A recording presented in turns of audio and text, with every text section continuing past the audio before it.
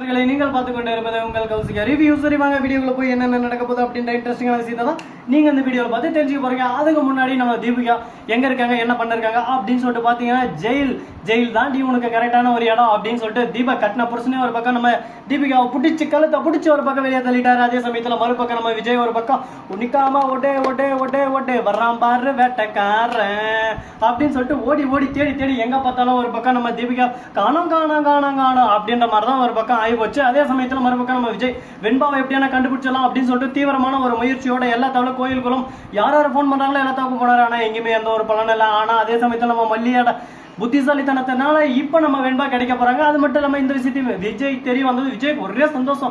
எப்படியோ ஒண்ணு மல்லி உன்னாலதான் தொலைஞ்சா உன்னாலே கிடைச்சிட்டா அது வெறும் எனக்கு சந்தோஷம். என் பொண்ணு எனக்கு கிடைச்சா போதும், என் பொண்ணு தான் என் உலகம், என் பொண்ணு தான் என் உசுறு, அவதான் எனக்கு எல்லாம் அப்படி இப்படின்னு சொல்லிட்டு ஓஹோ அப்படின்னு சொல்லிட்டு ஒரு பக்கம் பஜனை பாட ஆரம்பிச்சிட்டாங்க. அதை கேட்கும் போது நமக்கு ஒரு பக்கம் வா பரவாயில்லையே எந்த அளவுக்கு ஒரு பக்கம் பேசுறாங்களே, நல்லதொரு குடும்பம் பல்கலைக்கழகம் அப்படின்ற மாதிரி தான் ஒரு பக்கம் சந்தோஷமா போயிருக்கு. சரி இந்த மாதிரி எல்லாம் ஒரு பக்கம் போயிட்டு இருக்க மறுபக்கம் என்ன நடக்குது அப்படின்னு சொல்லிட்டு பாத்தீங்கன்னா நம்ம இருக்காங்கல்ல, அதாவது சாரி மல்லி இருக்காங்கல்ல, அவங்க இருந்து அந்த லேடியை வச்சு கரெக்டா நம்ம மல்லி வெண்பா குட்டி எங்க இருக்காங்க அப்படின்ற விஷயத்தை ஒரு பக்கம் நோட்டம் விட்டு கண்டுபிடிட்டா கண்ணால கட்டப்படி கண்டுபிடிட்டா அப்படின்னு சொல்லிட்டு கண்டுபிடிக்க ஆரம்பிக்க போறாங்க. அதே சமயத்துல நம்ம கதிரேசன் இருக்காரு, அவரும் ஒரு பக்கம் தேடல் வேண்டிய ஆரம்பிச்சிட்டாரு. தான் பேத்தி எங்க இருக்கான்னு சொல்லிட்டு தெரியாம நமக்கு மட்டும் எப்படி தூக்கம் வரும், நிம்மதி வரும், மூச்சு வரும், இதுக்கு மேல பேச்சு மூச்சு வீச்சு எல்லாமே என்னோட பேத்தி தான்டா அப்படின்னு சொல்லிட்டு ஒரு பக்கம் சந்தோஷமா சுத்தின்னு இருக்காரு. யோ தலைவா வாயா இவ்வளவு நாளா உனக்காக தான் காத்துன்னு இருந்தேன், காத்திருந்து காலங்கள் போனதடி அப்படின்ற மாதிரி தான் ஒரு பக்கம் போயின்னு இருக்கு. சரி இந்த மாதிரி எல்லாம் ஒரு பக்கம் போயிட்டு இருந்தாலும் அதே சமயத்துல மறுபக்கம் என்ன நடக்க போகுது அப்படின்னு சொல்லிட்டு பாத்தீங்கன்னா நம்ம நாகு இருக்காங்கல்ல, அவங்க இருந்துன்னு போய் தீபிகா கிட்ட பேசினு இருக்காங்க. இதோ பார் தீபிகா, இன்னொரு டைம் என்னோட மல்லியோட வாழ்க்கைக்குள்ள வந்தா உன்னை என்ன பண்ணுனே தெரியாது. நாகு உனக்கும் புருஷனுக்கும் பிரச்சனை, நீ தனியா தானே இருக்க, இதெல்லாம் உனக்கு தேவைப்படும் எனக்கு நல்லாவே தெரியும். அதுக்கான நேரம் அதுக்கான காலம் எல்லாமே இப்போ உந்ததான் இருக்கு. அதே சமயத்துல கரெக்டா நம்ம நாகு கிட்ட பேச ஆரம்பிச்சா நாகு இருந்துன்னு ஒரு பக்கம் சைலண்டாவே இருக்காங்க. பணம் இருந்தா 10 செய்யலாம், எனக்கு தேவை பணம், மணி இஸ் ஆல்வேஸ் அல்டிமேட் அந்த மாதிரி ஒரு பக்கம் சொல்லிருக்காங்க. சொல்றத கேட்கறதுக்கு என்னமோ நல்லா தான் இருக்கு. ஆனா இந்த லாஜிக்கா பார்த்தா ஒரு பக்கம் ஒர்க் அவுட் ஆகுமா அப்படின்னு சொல்லிட்டு பாத்தீங்கன்னா முயற்சி செஞ்சா முடியாததுன்னு எதுவுமே இல்லை. வாழ்க்கையில நம்ம முயற்சியை செய்யாம ஒரு பக்கம் தோத்துன்னு இருக்கோம் சொன்னா தோத்துன்னு தான் இருப்போம். முயற்சி பண்றோம், ஃபர்ஸ்ட் முயற்சியே செய்யாம நீ ஒரு பக்கம் சொல்லிருந்தா வேற என்ன நடக்கும், என்ன இளவு நடக்கும் அப்படின்னு சொல்லிட்டு நாமே ஒரு பக்கம் கோவப்பட்டு கேட்கலாம். சரி இந்த மாதிரி எல்லாம் ஒரு பக்கம் போயின்னு இருந்தாலும் அதே சமயத்துல மறுபக்கம் என்ன நடக்குது அப்படின்னு சொல்லிட்டு பாத்தீங்கன்னா நம்ம மல்லி இருக்காங்கல்ல, அவங்க இருந்து ஒரு பக்கம் நாகு எங்க இருக்காங்கன்னு சொல்லிட்டு நாகுவை தேட ஆரம்பிக்கிறாங்க. நாகு இருந்து அந்த பணத்தை வாங்குவாங்களா வாங்க மாட்டாங்களா, தீபிகா கூட சேருவாங்களா சேர மாட்டாங்களா, இவங்க 2 பேரும் ஒன்று ரெஞ்சு நம்ம மல்லியை அழிப்பாங்களா அழிக்க மாட்டாங்களான்னு சொல்லிட்டு பாத்தீங்கன்னா நம்ம நாகு ஃபர்ஸ்ட் இந்த நாகு வந்தா கண்டிப்பா பணத்தை வாங்கினு நம்ம மல்லிக்கு ரிவீட் மேல ரிவீட் அடிச்சு விட்டுவாங்க. ஆனா நாகு ஃபர்ஸ்ட் இந்த நாகு இல்லைங்க, இவங்க புது நாகு.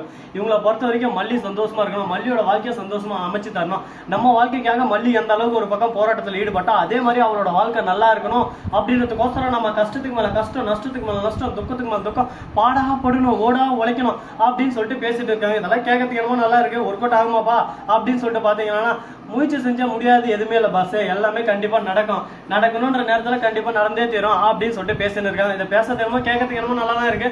ஆனா இதெல்லாம் ஒர்க் அவுட் ஆகுமாப்பா அப்படின்னு சொல்லிட்டு பார்த்தீங்கன்னா கண்டிப்பா ஒர்க் அவுட் ஆகும், கண்டிப்பா நடக்கும் அப்படின்றத கண்டிப்பா நம்ம மனசுக்கெல்லாம் ஒரு பக்கம் போட்டு வச்சலாம். சரி இந்த மாதிரி எல்லாம் ஒரு பக்கம் போயிட்டு இருக்கும்போது மறுபக்கம் என்ன நடக்குது அப்படின்னு சொல்லிட்டு பாத்தீங்கன்னா நம்ம விஜய் இருக்காரு, அவரு என்ன பண்ணாரு அப்படின்னு சொல்லிட்டு பாத்தீங்கன்னா போய் தீபா கிட்டே பேசுறாரு. தீபா உங்க மனைவி கிட்ட எப்படியாவது கேட்டு தயவு செஞ்சு என் பொண்ணு மீட்டுத்தா, உன் மனைவி தான் கடத்தினான்னு உனக்கும் தெரியும் எனக்கும் தெரிஞ்சிச்சுப்பா, அவகிட்ட பேசு அப்படின்னு சொல்லிட்டு சொல்ல நான் எவ்வளவோ கேட்ட விஜய். ஆனா அவர் இருந்து நான் கடத்தது உண்மைதான், அவளை மீண்டு குத்துன்னு நினைச்சேன். ஆனா அவங்க கிட்ட இருந்து தப்பிச்சு வேற ஆள் கிட்ட போயிட்டா. இந்த ரேஸ் முடிவு இருந்தா நான் கருதி வச்சேன். ஆனா மத்தபடி எனக்கு எந்த ஒரு டார்கெட்டும் இல்லை, அவளுக்கு இந்த மாதிரி நடக்கும்னு சொல்லிட்டு சத்தியமா நான் எதிர்பார்க்கல. ஆனா நடந்துருச்சு, இதுக்கு மேல இது நடக்கக்கூடாது, தொடரக்கூடாது, இதுக்கு மேல எந்த ஒரு பிரச்சனையும் வரக்கூடாது அப்படின்னு சொல்லிட்டு தான் நானும் நினைச்சிட்டு இருக்கேன்.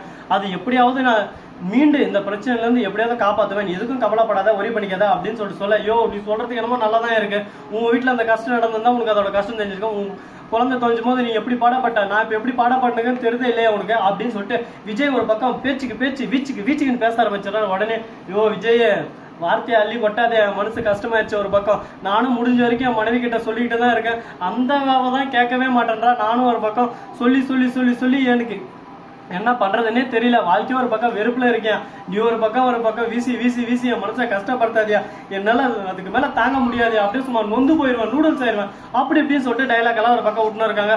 டைலாக் விடுறதுக்கு எல்லாம் நல்லா தான் இருக்கும் பாஸ், பிராக்டிக்கலா யோசிச்சு பார்த்தா தானே அதோட கஷ்டம் அதோட வலி என்னன்னு தெரியும். உனக்கு என்னப்பா நீ போற போக்கில் ஒரு பக்கம் அடிச்சுட்டு போயிருவேன், அதோட கஷ்டம் எனக்கு தானே தெரியும் அப்படின்ற மாதிரி ஒரு பக்கம் பேசிட்டு இருக்காங்க.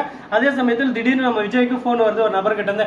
இந்த மாதிரி சோப்பு கலர்ல நீங்க சொன்ன ட்ரெஸ்ஸை போட்டு ஒரு குழந்தை ஓடி வந்து இருக்கு ரவுடி கிட்ட இருந்து, இப்பதான் சார் நான் காப்பாத்தி இங்க ஓரமா உட்கார வச்சிருக்கேன், நீங்க அட்டன் டைம்ல வந்தா அழகா தூக்கிட்டு போயிட்டே இருக்கலாம் உங்க பொண்ணு அப்படின்னு சொல்லிட்டு சொல்றாங்க. சார் சார் சார் என் பொண்ணு தானே சார் அது, சார் ரொம்ப நன்றி சார், ரொம்ப தேங்க்யூ சார், நான் எவ்வளவு கஷ்டப்பட்ட தெரியுமா சார், எங்கேயோ தேர்ந்த கிடைக்கல சார், எப்படியும் உங்க புண்ணியதால் தான் என் பொண்ணு அங்க இருக்கா, நான் கொஞ்ச நேரம் வெயிட் பண்ணுங்க சார், நான் வந்துடுறேன், என் பொண்ணை வட்டி விட்டுறாதீங்க சார் அப்படின்னு சொல்லிட்டு விஜய் கதறி கதறி அழ ஆரம்பிக்கிறாரு. யோ விஜய், நீ கவலையே படாதே, உன்னோட பாசம் ஜெயிச்சிரியா, உன்னோட பொண்ணு தான் அது வாயா, நீ 100% நான் பிடிச்சி வைக்கிறேன் அந்த ரவுடியில எல்லாம் அடிச்சு அப்படின்னு சொல்லிட்டு அந்த போலீஸ் அதிகாரி சொல்ல, அங்க போய் பார்த்தா நம்ம வெண்பாதான்.